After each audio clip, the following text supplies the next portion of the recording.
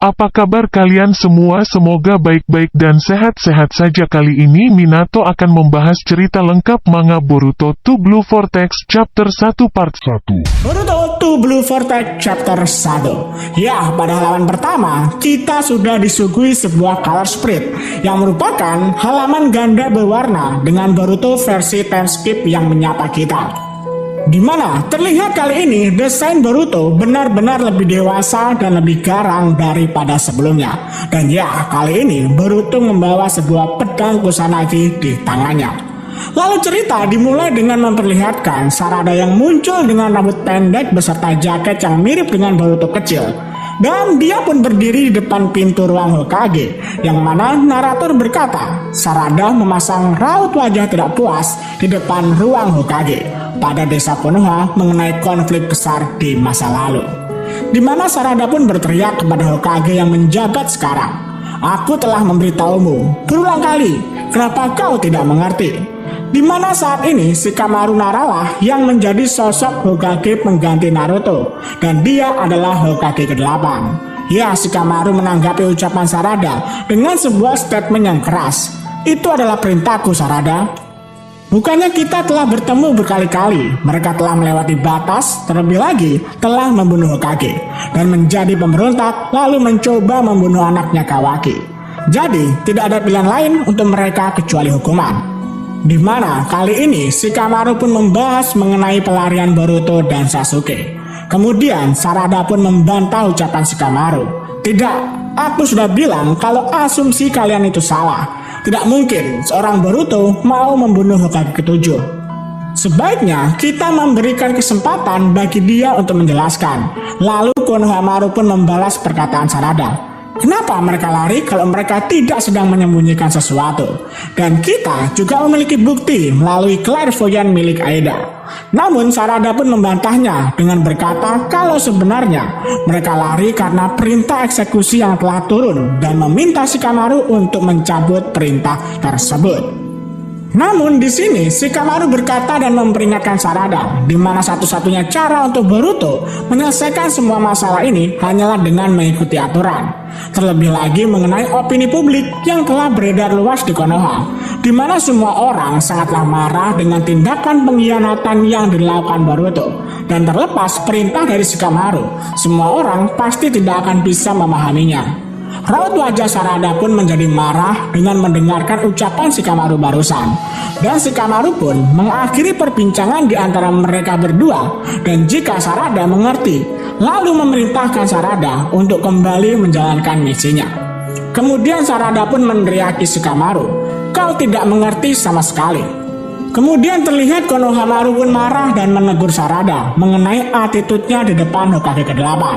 Namun Shikamaru pun meminta Konohamaru untuk berhenti. Dan Shikamaru berkata kepada Sarada, Sarada, aku mengkhawatirkanmu. Jika kau terus seperti itu, bukannya menjadi Hokage, justru kau akan menjadi genin selamanya. Lalu Sarada pun membalikan badannya dan memperingatkan Shikamaru. Ya, apakah itu? Karena ayahku juga seorang pengkhianat seperti halnya Boruto. Lalu Shikamaru membalasnya, saat ini Sasuke tidaklah penting, tetapi aku membicarakan tentangmu, seorang ninja dari desa Konoha. Sarada lalu membalas ucapan Shikamaru kembali, Hokage ke-7. Di masa lalunya, dia berhasil membawa ayahku kembali ke desa yang telah menjadi kriminal besar. Walau begitu, Hokage ke-7 berhasil untuk menjadi Hokage. Bahkan dia dulunya adalah genin. Panutanku adalah Hokage ke-7, bukanlah dirimu. Ya, ucap Sarada sambil menatap tajam ke arah Shikamaru, seolah-olah dia benar-benar marah akan tindakan Shikamaru selama ini. Adegan pun lalu berganti. Kita pun dibawa menuju ke dimensi Daikokuten, tempat di mana waktu berhenti, sekaligus tempat di mana Naruto dan Hinata dipenjara. Ya, seorang pria pun muncul, di mana pria tersebut adalah Kawaki, yang muncul dengan desain baru, rambut mohawk berwarna hitam, jaket kulit dan tindik di telinganya.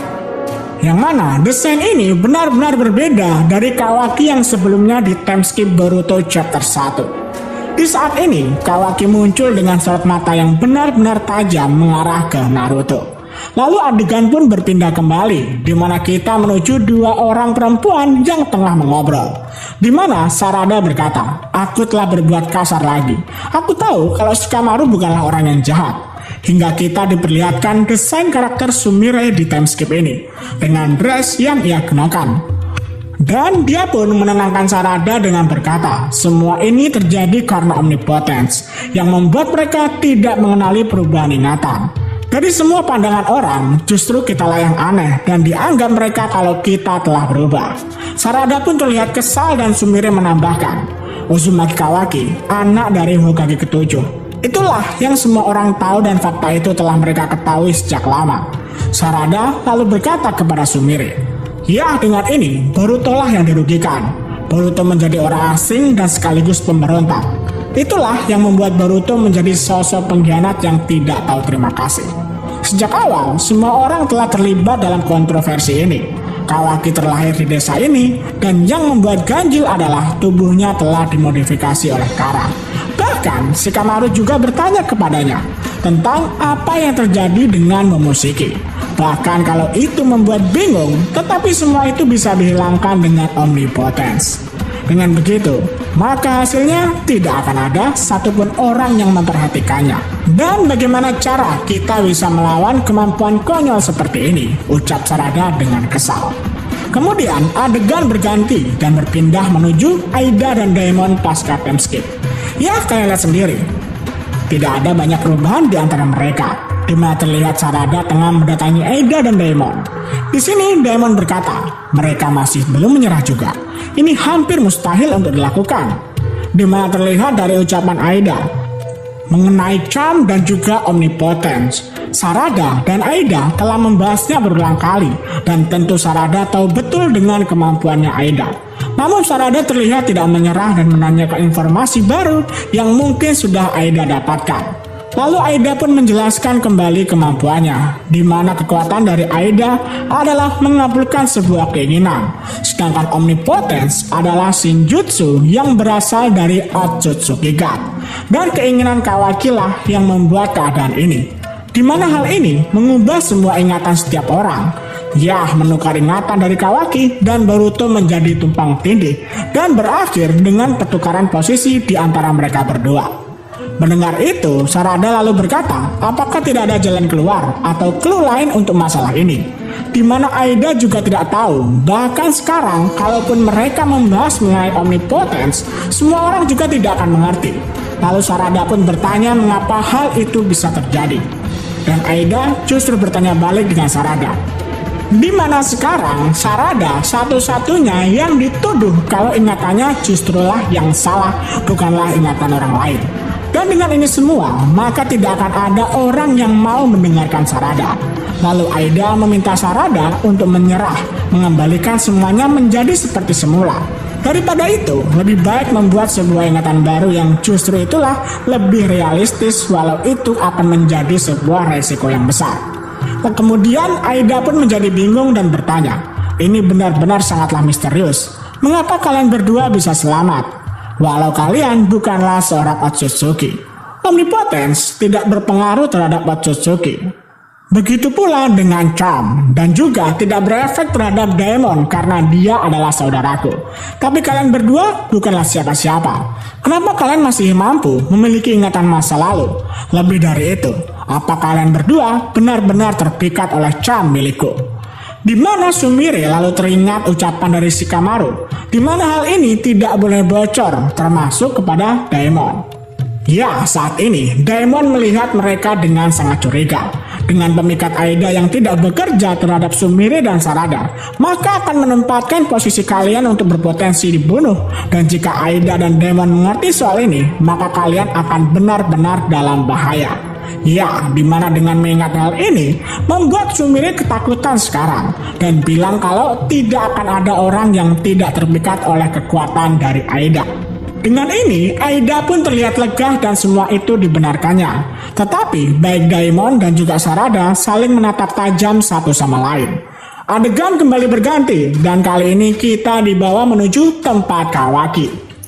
di mana Kawaki sekarang tengah menikmati privilege menjadi anak seorang Hokage, di mana Kawaki tengah melihat Konoha dari atas gedung, dan di sana juga terdapat Mitsuki bersamanya. Di mana Kawaki menegur Mitsuki untuk jangan terlihat ganas seperti itu, karena sangat susah bernapas kalau Mitsuki seperti itu terus. Di mana desain baru dari Mitsuki benar-benar berubah total, dan kini dia mengenakan setelan baju berwarna hitam dan rambut panjang. Di mana Mitsuki berkata kalau Boruto sama seperti Kawaki yang merupakan seorang Otsutsuki, dan bukanlah hal yang mustahil baginya untuk menyembunyikan cakra. Di mana Kawaki dengan tegas berkata kepada Mitsuki, jika dia datang ke desa ini, aku bisa mengetahuinya dengan indikasi milikku. Dia mungkin bisa menipu kelompok lain, tetapi tidak dengan mataku. Bukankah kau tahu itu, Mitsuki? Di mana Mitsuki terlihat benar-benar akan melindungi Kawaki dan akan membunuh Boruto dengan tangannya sendiri. Di mana Kawaki membalasnya dengan meminta Mitsuki melakukan apa yang Mitsuki suka, tetapi jangan berada di dekat Kawaki seperti halnya orang asing, karena hal itu sangatlah mengganggu. Di tengah pembicaraan mereka, seseorang dari regu pencari menemukan sebuah claw marks yang merupakan milik Code berada di luar dinding desa.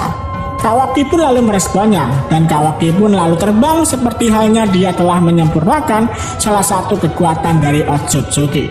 Di mana Kawaki memerintah mereka untuk tetap di sana, dan dia pun langsung pergi terbang menuju lokasi timur area C. Di mana Mitsuki yang pada akhirnya ditinggalkan sendirian. Di tengah kesendiriannya, Mitsuki berkata, kau adalah matahari yang menyinariku sebagai bulan. Benar bukan, Kawaki?